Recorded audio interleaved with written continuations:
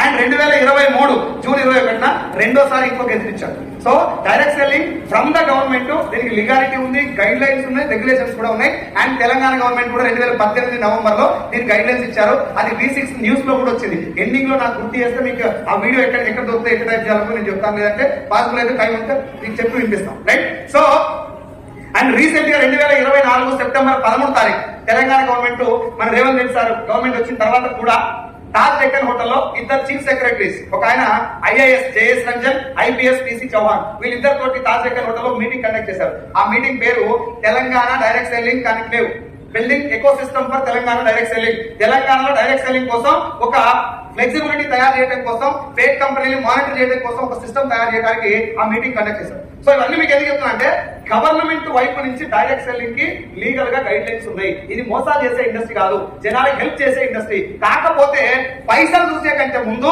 ఈ పని ఏందో అర్థం చేసుకోవడానికి వాళ్ళు కూడా చెప్పారు.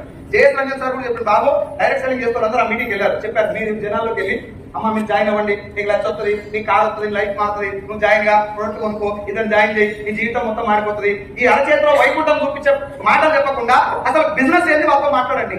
ఒరిజినల్ గా బిజినెస్ కాన్సెప్ట్ ఏదో వాళ్ళకి అవగాహన వచ్చేలా చెప్పండి. వాళ్ళు యాక్సెప్ట్ చేసి సార్ నేను కూడా బిజినెస్ చేస్తాను మీతో పాటు వస్తే అప్పుడు వాళ్ళకి ట్రైనింగ్ ఇచ్చి బిజినెస్ ఏదో అర్థం చేపించి మిగతా అన్ని బిజినెస్ లాగానే ఈ బిజినెస్ కూడా నిజాయితీగా చేసుకోండి అని చెప్పి జేఎస్ రంజన్ సార్. కరెక్టేనా అది? మనం చేసింది కూడా అది. నేను 2021 నుంచి అదే చేస్తున్నా, సార్ 2024. ఓకే, సో సింపుల్ గా డైరెక్ట్ సెల్లింగ్